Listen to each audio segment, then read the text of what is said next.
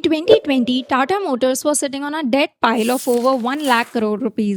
Experts were calling it an inescapable debt trap. Fast forward to today, their auto business is not just surviving, it has officially become net cash positive. How did a massive Indian corporate giant turn the ship around like this? And more importantly, how could you have spotted this turnaround coming? By reading the balance sheet right, we are breaking down Tata Motors' balance sheet step by step so that you can read any company's financial statement like a seasoned fund manager. Okay, before we get into Tata Motors specifically, let's make sure we are all on the same page. Because a balance sheet sounds intimidating, but it's honestly one of the simplest documents in finance. Think of it like this: imagine you run a small coffee shop. Everything you own, your espresso machine, your furniture, the cash in your drawer, that's your assets. Everything you owe, maybe a bank loan you took to set up the shop, or money you owe your supplier, that's your liabilities. And whatever is truly actually yours after you pay off every rupee you owe, that's your equity, and that is your real net worth.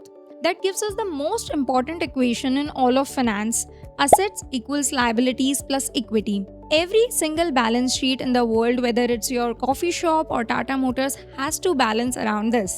Now, here is where most retail investors went wrong with Tata Motors. During the loss making years, everyone was glued to the P&L, the profit and loss statement, watching the losses pile up quarter after quarter. But while everyone was panicking over P&L, real story, the structural debt cleanup was quietly happening on the balance sheet, and almost nobody was watching. Let's talk numbers. If you actually open Tata Motors' consolidated balance sheet from year 2019 to 2020, you will find non-current borrowings of rupees 83,315 crores. Now add the current borrowings, acceptances and short-term obligations sitting in the current liabilities section, and you cross well beyond 1 lakh crore rupees in total group borrowings. That's the number that had analysts calling this an inescapable debt trap. But here is the thing about debt: it's meaningless in isolation. A company with 1 lakh crore in debt and zero cash is in deep trouble, while a company with 1 lakh crore in debt and 90,000 crore sitting in cash and liquid investments, that's a completely different conversation. This is where the term net debt comes in. Gross debt minus your cash and cash equivalents minus your liquid investments. And this is exactly the pivot Tata Motors made. Year after year, as Jaguar Land Rover's cash generation improved and the EV business scaled in India, that seesaw, heavy on debt, started tippling the other way. Cash started outweighing the debt, and when your cash and liquid investments exceeds your borrowings, you cross into what's called net cash positive. That's the exact status Tata Motors auto business achieved. Here's a mistake even experienced investors make: assuming profit equals cash. It does not. A company can show profit on paper through accounting adjustments and still be cash starved in reality. What actually matters is operating cash flow, real cash generated from the core business. For Tata Motors, the turnaround engine was JLR shifting its sales mix toward high margin models. Think Range Rover, the Defender, instead of chasing volume on lower margin cars. Combine that with Tata's dominant position in the Indian EV market, and operating cash flow flipped from a drag into a genuine strength. Now here is the framework you actually use. Say cash from operations is 50,000 crore and capex, the money spent on factories, tooling, new platforms, is 30,000 crores. Subtract the two and you get free cash flow of 20,000 crores. That 20,000 crore is not some abstract number. That is the exact cash available to pay down bank loans quarter after quarter. That's the fuel behind the entire debt reduction story. Now let's talk about the other side of the equation, which is equity. Every year, a company doesn't distribute all of its profits or dividends.